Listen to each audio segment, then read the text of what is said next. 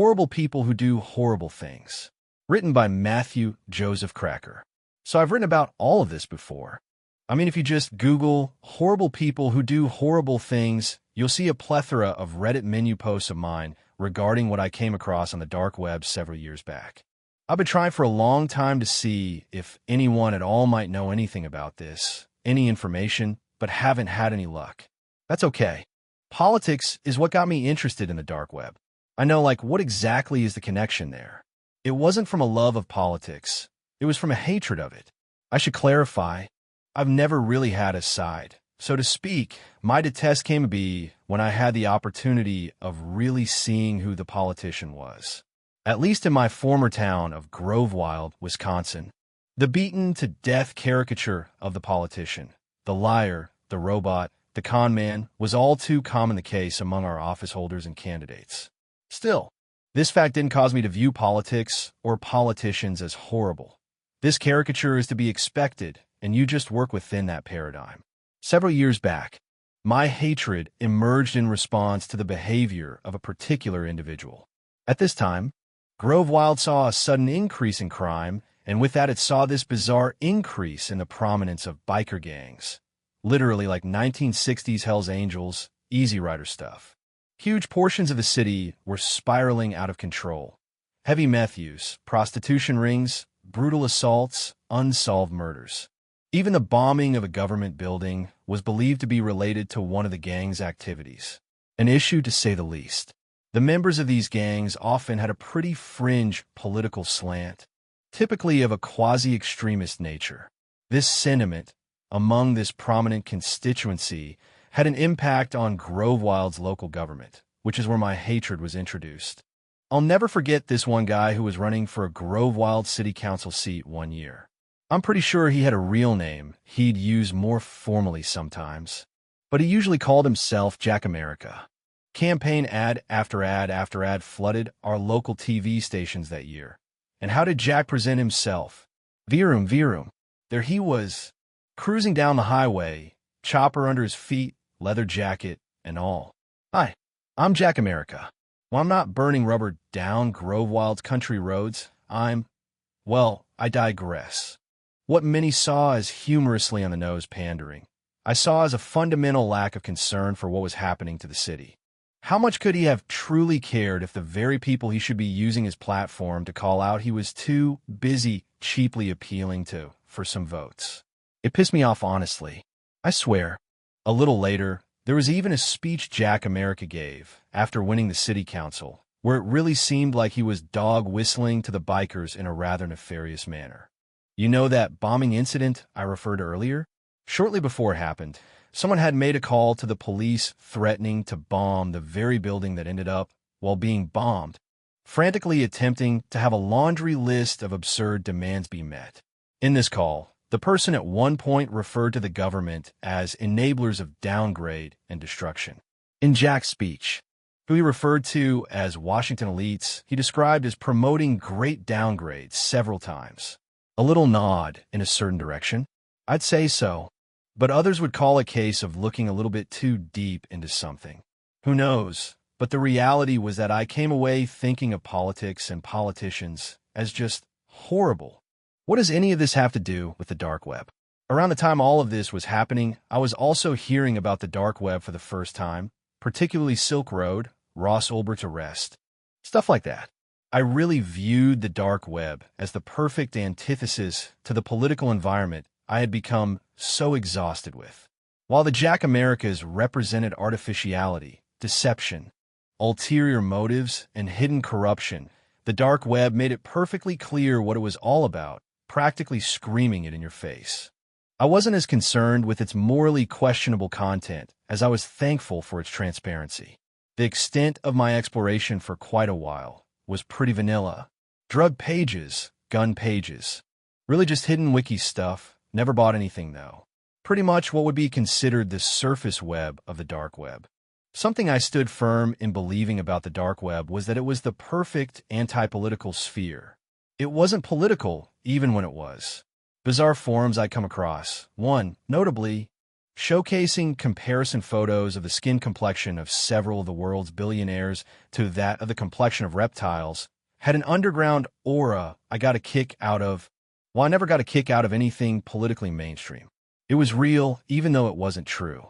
It was honest without being factual. I never in a million years would have even called these political sites, because political, to me, implied something much different. It implied Jack America. I'd have taken this sphere as an alternative to his sphere anytime. I morally preferred all of it to whatever Jack America offered, and thought nothing even remotely horrible about it. Nevertheless, it was when I was on one of these political but not political sites, the billionaires or reptiles, one to be exact, that might tumble into what the point of this story even has actually occurred. At the bottom of this forum, under a related sites section, I clicked the single link provided. Nothing seemed to happen at first, but then it started to load, taking several minutes for the site to actually open. What I was directed to was a website, random letters, random numbers.onion. I don't remember exactly what it was. That consisted of one long paragraph containing what looked like law text, similar to the text of state statutes, as well as some sort of terms of service that was incredibly convoluted. I remember not being able to understand any of it, not even the general gist. It went on for probably a little less than 100 pages and was just plainly typed over a white background, similar to a Word document. As I was trying to figure out how long the paragraph actually was, I quickly realized that each word was itself an individual link, and no matter what link I clicked on, I'd be brought to a similar page of law text and TOS, albeit with seemingly different content. This discovery lingered in the back of my mind for the next couple of days, but I hadn't returned to it. I only did after bringing it up to a colleague of mine who was also interested in the dark web and was setting me up with a tad more advanced equipment. He became curious, and I pulled it up for him. First the Reptilian Forum, and then the Strange Links document. I was informed that on occasion, the presence of a directory abyss like this indicated that behind one door would eventually be the portal through a firewall, likely to a membership-only community, and that this site, by the manner in which it was coded, seemingly was set up like this intentionally, like I'd have to find the needle in the haystack. The entire nature of this unnerved me. What exactly was this secret to find? The fact that the place I was looking for it, bizarre law textbook-esque excerpts linked from a forum about billionaires being lizard people, indicated that the secret was perhaps something to fear. How could one not be intrigued by this, though? And that's why I took on the difficult and perhaps impossible task of clicking on the right link to either take me through a firewall or at least take me to something else. It'd just be a matter of putting in the time, and for a great amount of that, I found no luck. It was a pretty ridiculous task to take on. I mean, breaking it down into a math sense, what exactly would my chances be of finding it? All I can tell you is that I did, and maybe it wasn't that incredible, maybe more than just one link led to something else, but on one fateful night, the word insurance linked me there. The realization that my computer was doing something different when I clicked this word after clicking hundreds of others to no avail caused me to jerk my entire body forward, my head almost slamming into the monitor. It took forever to load, seriously a couple of hours. At a certain point, I was thinking it wasn't even going to work. But sure enough, no more legal text, and I was directed to the following website, horriblypeoplehuddlehorriblethings.onion. In contrast with the unlimited supply of 90s-style dark web pages, amateur and simple, this website was much more professional-looking, almost weirdly so, just polished and well-constructed, almost like some sort of government website. The exact page I was linked to worked as the Home tab, within which a description read, "Welcome to Horrible People Who Do Horrible Things, a political site. Don't for a moment take our name as irony or our purpose as anything else." 5 other tabs named about us, resources, videos, contact, and the sore thumb tab named posers were also present, all containing nothing but the similar legal and TOS jargon from before except for the posers tab, which was just empty. Pretty quickly, the website became very glitchy, unloading and reloading text chaotically. In the midst of this, on the Home tab, and not the Videos tab, a video loaded onto the page. Curious, I press play. For an irritatingly long time, all I was presented with was a sentence written in a foreign language over a black background. I'm not entirely sure, but I think it was in Swedish or one of the Nordic languages. My impatience led me to snoop around, and my snooping around led me to quickly realize the video I was watching was in fact a live stream, and that I couldn't skip forward. The better part of 20 minutes later, a feed in crystal clear quality cut in of an enormous arena, like one of those huge concert halls with a few hundred seats on the ground floor. A huge balcony level at the top, and an array of private boxes in rows in the space in between. It was absolutely massive.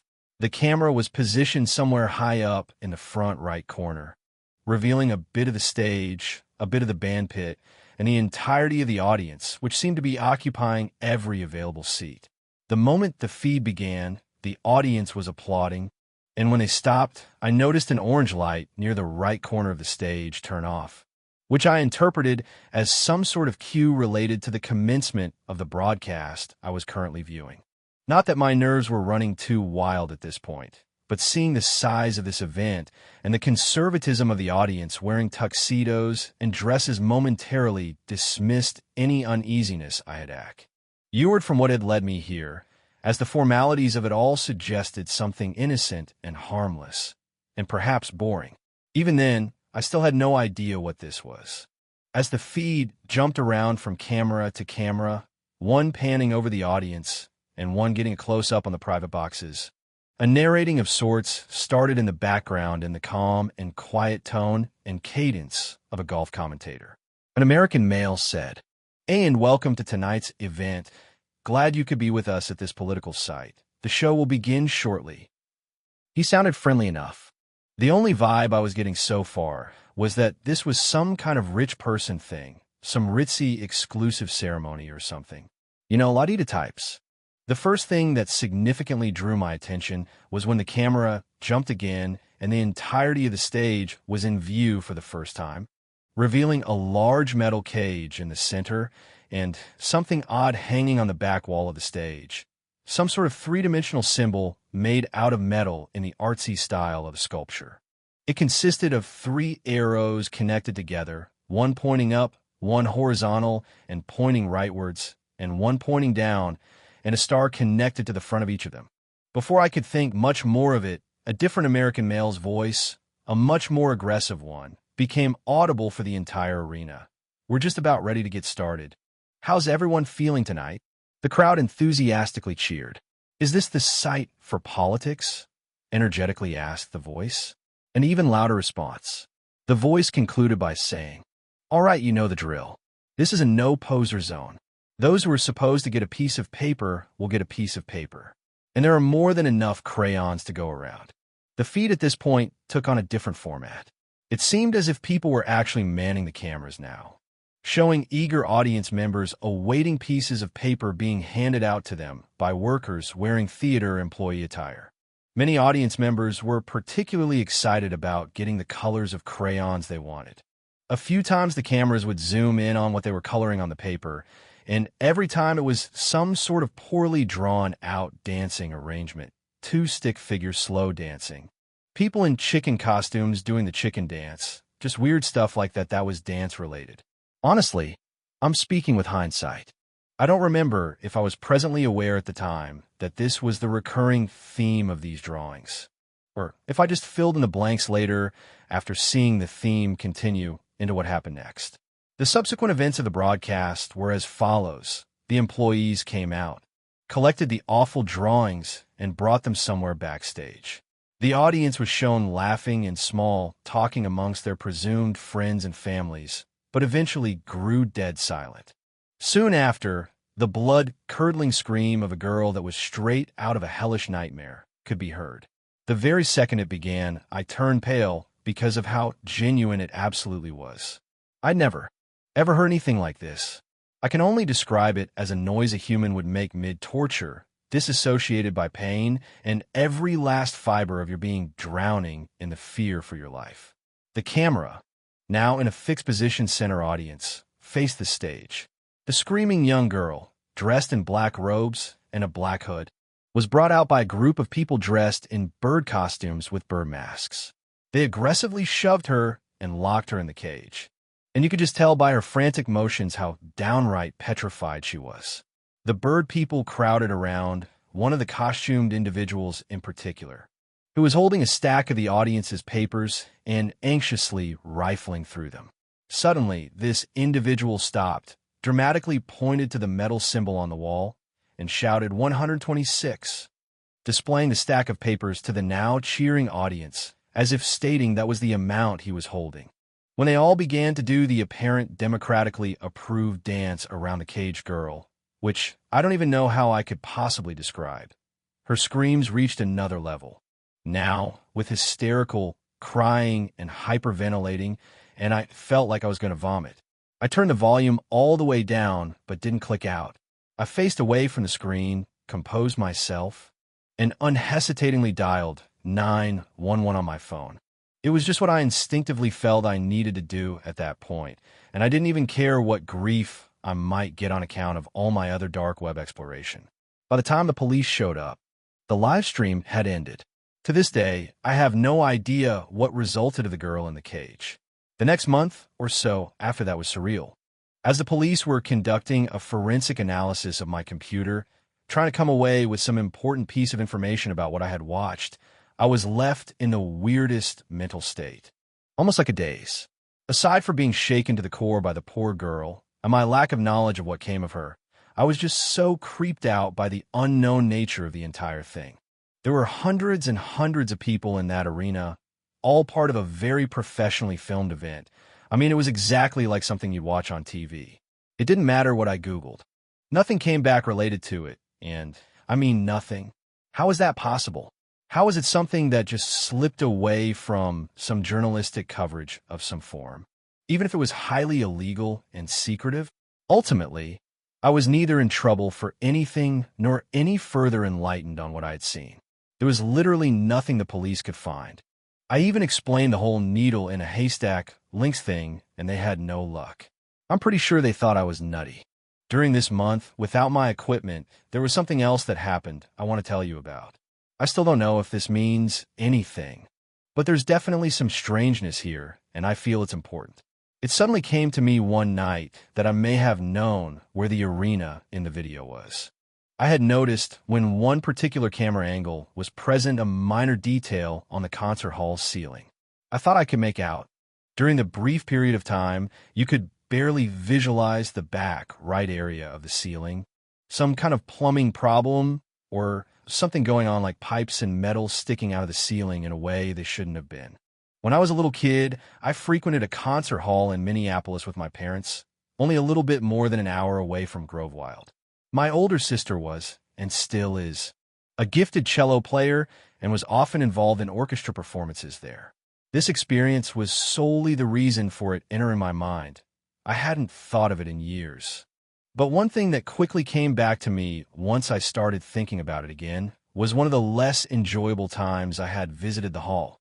I remember me and my mom and dad were seated definitely somewhere near the back, right when we started getting drenched by a downpour of water. The entire performance had to be stopped abruptly because of how much water was coming down through the ceiling.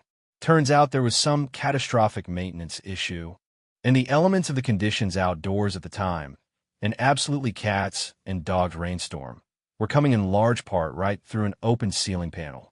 I couldn't stop thinking about this possible connection. The concert hall had always seemed huge to me as a kid. I think as huge as the one on Horribly People That Do Horrible Things was.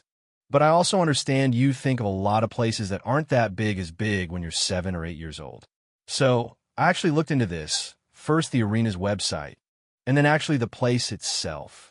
In person, the place we're speaking of is the Minneapolis Morrison Symphony Hall. Their website hasn't been updated for a long time, but the information you will get on there will inform you that they no longer are the venue for any musical or theatrical performances, and mostly function as a headquarters in the summertime for young girls' gymnastics. And during all seasons, they also hold rentable storage units. There was a number on the website. When I called, no one answered, but I got a call back almost immediately. The woman on the other end, I'm assuming from the front desk, sounded very agitated and demanding, kind of like, hi, yeah. So did you call? Did you just call? Just aggressive, I guess. After I let her know that I did, and that I was just wondering if they recently had any show or performance there even though the website said they had not, she became even more agitated as a result. Like very much so, grilling me on wasting her time, and why would I ask such a stupid question like that? Was I trying to suggest, and then kept trying to get me on record saying I would never call the number again, which after a while, I just agreed to. It was very, very bizarre. So yeah, I even drove there and went inside. As I said, it was only a little over an hour away. The building was huge, no doubt. The parking lot was completely empty, so I was guaranteed only a short walk to the entrance in the bitter winter cold. It was apparent immediately that the place was abandoned. No one was there. Not even someone at the front desk, and I had complete carte blanche in touring the entire building. Strangely, I found nothing whatsoever that resembled a storage unit, and couldn't even picture where it'd make sense for gymnastics to take place. All of that aside, though, and although the stairwells leading to the private boxes and the balcony were sealed off, I did find a ground floor entrance to the concert room I thought was in the video, doors wide opened. This was where I'd watched my sister perform so many times. It was enormous. It was built like how the one in the live stream was, but it's just one of those things where I'm not sure. I don't really know how different these concert rooms look from one another, and the layout of this room could have been standard for most of them. It also didn't help that the only light in the room came from the little from outside and from my phone flashlight, which prevented me from seeing if the weird part of the ceiling was, well, weird still. The stage curtains weren't there, which they were in the video, although opened, and no metal symbol or cage was present. Aside from trash on the floor, coffee cups mostly, the only eerie observations I had were a camera hanging high up on one of the walls, 2 crayons in one of the garbage cans, and a third thing I observed outside of the building in its perimeter, in a field behind the hall. The grass sunk down at a certain point and lead you to a closed-off drainage tunnel. Stuffed up against the locked door were a bunch of red velvet ropes, like the ones used for crowd control at fancy events, and a rolled-up red carpet, one you'd see at a similar event. They were placed in a way like they were disposed of quickly. This drainage area being the dumping ground. I still have no idea if there is any connection whatsoever to the Minneapolis Morrison Symphony Hall. But the thing with the camera and crayons creeped me out, although some would call this a case of looking a bit too deep into something. Please feel free to look into this place. It's entirely possible someone out there may be able to dig up something I haven't been able to. There was an oddity that came with my internet habits when I got my equipment back. It was mostly just me obsessively Googling anything about any of this, knowing I wouldn't find anything useful. All the while, what I was using to do so was sufficiently equipped to easily go right back to the heart of it all. I suppose this irony, at a certain point, took more prominence in my consciousness than my desire never to seek out what I'd seen again. And so I did seek it out. Right back to that friendly place I went, TOR, then the Billionaires or Lizards Forum, then related sites, then the law and TOS jargon. I have no idea how long I spent that night clicking on word after word after word, trying to find a needle I desire to find, but had no idea why. Hours in, it actually coincided with my mental asking of this question, why did I desire this, when a little chat box appeared on my screen. One message awaited my response. If you want back in so bad, maybe I should just let you back in. The messenger had no user or picture or anything like that. All there was the line of text and a little entry box provided for me to reply. It was with this encounter with someone who was clearly involved with what I had seen a month prior that all the awful feelings I had gotten from witnessing that very same thing all came back to me. Typically, when you feel like you're going to vomit, you, at the very least, wish to pull yourself away from the vomit inducer, so to speak. So who knows if it was my inability to cope with the existence of an undocumented shadow, people ritualistically torturing a girl in a concert hall I may have stepped in just a few weeks before, and the desire to make them no longer undocumented. Who knows what it was, but whatever was put my fingers in the right muscular motions to type let me in into the entry box. The chat box disappeared, and the page automatically refreshed. No hours of waiting this time. Horribly pivotal, horrible things. The onion was right in front of me only a moment later. I started to get jittery. My right knee wouldn't stop shaking, and I felt like I was in the modestly tame stages of a building panic attack. The website was just as glitchy as before. The unloading and reloading of the words that made up the description in the Home tab made it difficult to read, but my clear memory of what it was filled in the blanks. Welcome to Horrible People Who Do Horrible Things, a political site. Don't for a moment take our name as irony or our purpose as anything else. No live stream loaded onto this tab as it had before. The tabs about us, resources, videos, and contacts still contain the weird legal text and terms of service text. The sort thumb posers was no longer empty and looked similar to the others, but was different. It wasn't legal or terms of service text, but rather the tab contained text outlining what legal actions could be taken against unauthorized visitors to the site, albeit in a vague, out-of-context sense with phrases like unlawful entry punishable with Acts 1 to 5, and who knows what Acts 1-5 even are. It was under this tab that the glitchiness soon loaded a live stream onto the page. I clicked play immediately. There was no going back at that point. I was simply going to endure whatever came my way. No foreign text this time. It went right to the similar varying camera angles of the arena. Right as a close-up shot on the audience began, I instinctively pulled out my phone and started videoing my computer screen itself, thinking it may be useful later to have the faces on record, as well as to have a copy of the live stream itself. No applauding or commentary of any kind this time. The hundreds of people were already coloring something onto their pieces of paper. Like before, the angles then switched over to the cameras being directly manned, and I was clearly able to see what was being illustrated on these sheets, various body parts. Eyes, ears, lips, legs, feet. There were a few outliers to this pattern as well.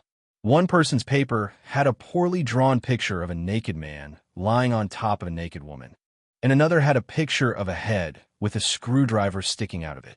The employees collected and went backstage. I braced for impact. I knew the next part of the sequence. The blood-curdling scream began, and out she came, a different black-robed, black-hooded girl. If it was even possible, I took in even more so this time just how incapacitating her screaming was. I mean, the people in the bird costumes weren't even really doing anything in particular at the exact time she was screaming to really cause the screaming. This was either a scream in reaction of whatever happened before she came on stage, or in fearful dread of what was to happen after she's danced around in the variety of the people's choice. Although, no dancing came this time. She was thrown into the cage, and the bird people crowded around the one with all the papers. After some paper rifling, the individual didn't point to the three-arrowed symbol. They pointed to their right eye. Intense cheering ensued, like violently aggressive, celebratory shouting, and you could see audience members throwing their hands up in the air in ecstasy. 82, the bird person yelled, showing the stack to the audience. This is the part one have the hardest time telling. No decent person wishes to maintain a clear memory of something like this for years. One of the bird people took a box from an unseen person backstage, and along with the others began walking toward the girl, who seemed to be going in and out of a faint. The man with the box entered the cage with the girl and fended off her punches and kicks and slaps. He revealed the contents of the box to be a collection of awful tools: knives, ice picks, pliers. The last of these he chose for himself. And then, to the petrification of the girl, to the amusement of the audience, who evidently were the patrons of what was clear to me now an IRL Red Room, and to the horror of myself, the costumed individual went on to gouge her right eye out, as the will of the people had sent him to do. I vomited all over my keyboard and began to cry. My phone fell right out of my hands, effectively ending the useful part of the video record, except for a little bit of audio you can continue to hear afterwards of the stream in the background. What the fuck? The audience's cheering turned into some bizarre chant I couldn't understand, and I tried desperately to click out, but as I was attempting to do so, I noticed another orange light appear near the stage like before. The angle switched to man again, and I was met with extreme close-ups of the audience members' faces looking directly into the camera, as if looking at me. Every few seconds, the angle would switch, and it'd be another member doing the same. I was frightened. This awareness of my being a viewer, who evidently wasn't supposed to leave, scared me to death. They didn't say anything at first, but eventually, each member would scream one word at me before the camera switched to the next close-up. Pussy, pussy, pussy. The rest of the audience off camera could be heard manically laughing at whatever this fucking taunt was. I started sweating, and my heart was going a mile a minute.